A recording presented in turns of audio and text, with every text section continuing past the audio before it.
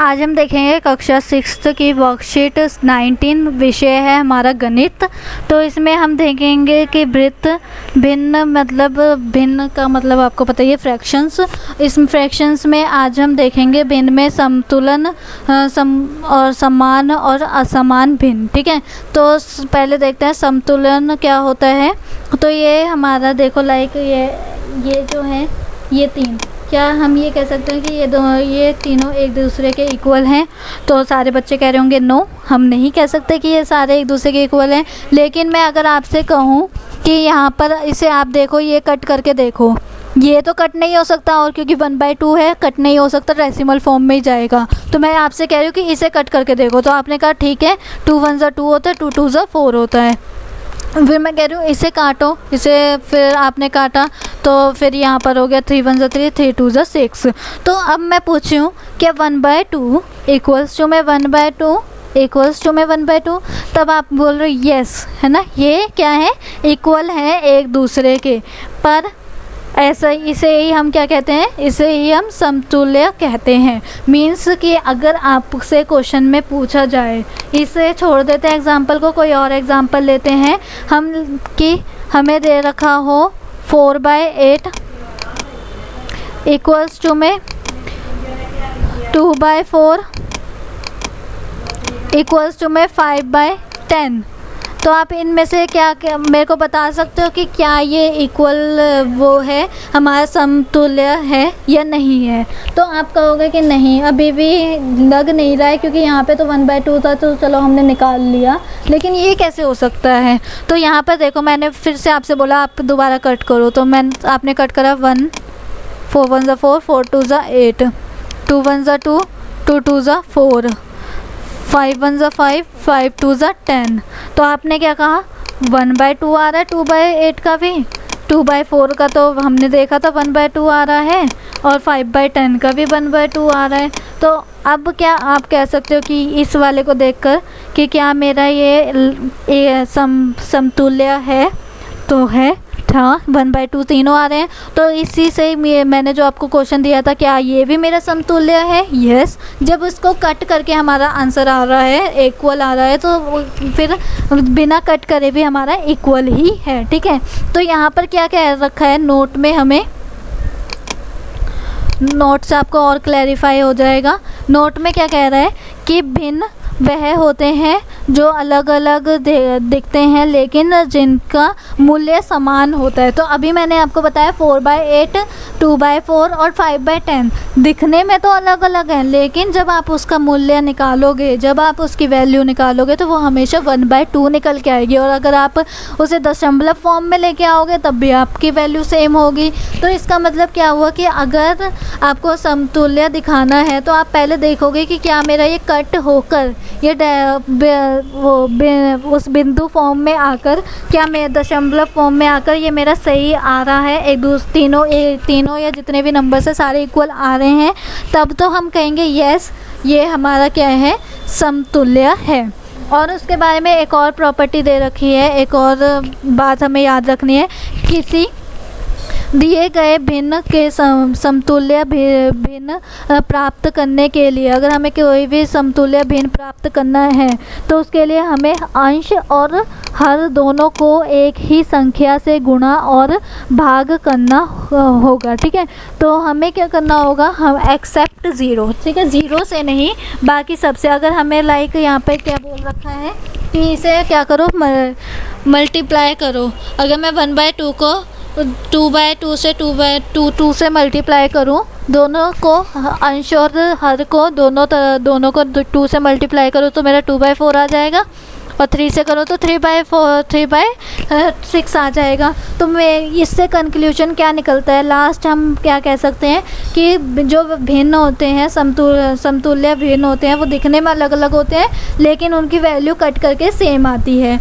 या अगर हमें निकालने हो तो हम कैसे निकालेंगे, हमारे पास एक नंबर होगा और हमें उनके अंश और हर को एक ही नंबर से मल्टीप्लाई या डिवाइड करना है, ताकि मेरे जो है ये मतलब ताकि जो मेरा सही तरीके का समतुल्य भिन्न निकल के आ जाए। ठीक है, एक ही नंबर से, सेम नंबर से मेरे को अंश और हर को मल्टीप्लाई या डिवाइड करना है। ठीक है, जैसे कि यहाँ पे 2 2 है, यहाँ पे भी 3 3 है। करना चाहे तो 2 और 3 से कर दो, नो ऐसा नहीं करना। हमें क्या करना है, एक ही नंबर से मल्टीप्लाई या डिवाइड करना है।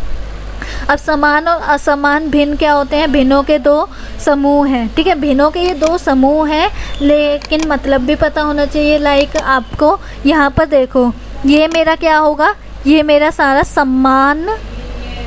समान भिन्न होगा और ये मेरा असमान भिन्न होगा। अब मैंने कैसे बता रही हूँ, मैं क्या सर्कल कर रही हूँ, जो हमारा हर होता है उसमें अगर सेम वैल्यू है, हर में सेम वैल्यू है तो वो मेरे होते हैं समान भिन्न, और हर में अलग अलग वैल्यूज़ हैं, अलग अलग नंबर्स हैं तो वो होते हैं मेरे असमान भिन्न। तो यहाँ पर भी यही लिखा हुआ है, प्रत्येक भिन्न का हर 5 है, इसका 5 ही है, हर एक हर है ना, यानी भिन्न के हर समान है। भिन्न के ये जो है हमारे सारे हर समान है, और समान हर वालों भिन्नों को हम समान भिन्न कहते हैं। ठीक है, और प्रत्येक भिन्न का हर अलग अलग है, जिसका भी हर अलग अलग हो, या डिनोमिनेटर जिसे कहते हैं, जिसका हर अलग अलग हो, डिनोमिनेटर अलग अलग हो, उसे हम असमान भिन्न कहते हैं। आपको क्वेश्चंस जब हम करेंगे तब आपको अच्छे से समझ में आएगा। अगर जिन्हें नहीं समझ में आया है तो फर्स्ट क्या है हमारे पास क्वेश्चन, कि हमें निम्नलिखित भिन्नों के 3 बराबर भिन्न निकालने हैं। तो हम कैसे निकाल सकते हैं? देखो 1/6 है, तो मैं क्या इसका 6/36 लिख सकती हूँ, क्योंकि अगर मैं इसे 6 से काटूँ तो मेरा आंसर क्या आएगा, 1/6 है ना, 6 1 6 6 6 36। और क्या लिख सकती हूँ, 2/12 लिख सकती हूँ, क्योंकि मैंने 1/2 को 6 से मल्टीप्लाई कर दिया। Sorry, just a minute. हाँ, अब देखो मैं 1/6 को मैंने क्या करा, 2 से मल्टीप्लाई कर दिया, तो मेरा आंसर आ गया 2/12। ऐसे ही मैंने 3 से करा तो 3/18 आ गया। तो मैंने ऊपर वाली जो प्रॉपर्टी थी उसे अच्छे से समझा, और मैंने क्या कहा कि अगर मैं अंश से जिसे मल्टीप्लाई कर रही हूँ तो उसे मैं हर से भी मल्टीप्लाई करूँगी। अगर 2 से कर रही हूँ तो 2 से, 3 से कर रही हूँ तो 3 से। ठीक है, तो ये मेरे 3 क्या निकल गए, बराबर भिन्न निकल के आ गए हैं। अगर आप इन्हें सॉल्व करोगे ना तो आपका आंसर हमेशा 1/6 ही आएगा। अब 2/7 का करें तो 2/7 का क्या हो सकता है, 4/14, 6/21, और 4 2 8 होता है 8/28। ठीक है, तो मैंने यहाँ पर 2/7 को पहले 2 से मल्टीप्लाई करा, दोनों अंश और हर को, फिर 3 से, फिर 4 से। अब ऐसे 3/5 का अगर मेरे को निकालना हो तो मैं कैसे निकाल सकती हूँ इसका, 3/5 का तो हम निकाल सकते हैं, 3 2 6 होता है, और 3 2 5 10 होता है, 3 3 9 होता है, और 5 3 15 होता है। और फिर क्या कर सकती हूँ मैं, 4 3 12 होता है, और 4 5 20 होता है। उसके बाद अब देखते हैं ये डी वाले का, तो डी वाले का मेरा क्या हो सकता है, 4/9। तो 4/9 को मैं क्या 2/3 लिख सकती हूँ। अब आप पूछोगे क्यों, तो क्योंकि 4/9 को जब आप क्या करोगे, कट करो तो 2 2 4 और 3 3 9। ओ यस, है ना, यही है। ठीक है, उसके बाद नेक्स्ट हमारा क्या हो सकता है, और हम लिख सकते हैं 2 2 4 और 2 3 6, और क्या लिख सकते हैं 3 2 6 और 3 3 9, और क्या लिख सकते हैं, अगर हमें 4/9 की फॉर्म में लेके आना है, या अगर आप कट करोगे तो आपका वही आंसर आएगा जो आप 2/3 को कट करके आओगे, मींस डेसिमल फॉर्म में या बिंदु फॉर्म में लेके आओगे तो आपका क्या दशमलव फॉर्म में लेके आओगे, तो जब आप इसे कट करोगे तो वही आपका आंसर आएगा जो 4/9 को कट करके आएगा। ठीक है, तो आप दशमलव फॉर्म में लेके आना, तब आपको पता चल जाएगा। और क्या कर सकते हो, 4 2 8 और 2 9 18। ठीक है, तो ये आपके सारे हो गए इक्वल, बराबर भिन्न निकल के आ गए हैं।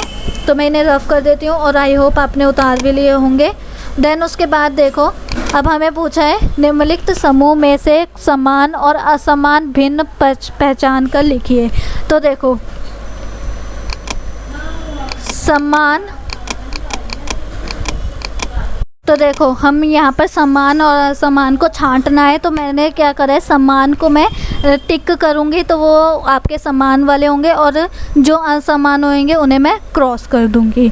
तो यहाँ पर देखो 1/7 मेरा और 2/7 मेरा समान है, 4/7 मेरा समान है, 5/7 मेरा समान है। मीन्स कि अगर मैं देखूं तो इन चारों के डिनोमिनेटर में, इन चारों के हर में 7 है, ठीक है। इन चारों के हर में 7 है और हमने देखा था कि अगर हर सारे सेम हो तो वो हमारे समान हो, भिन्न होते हैं।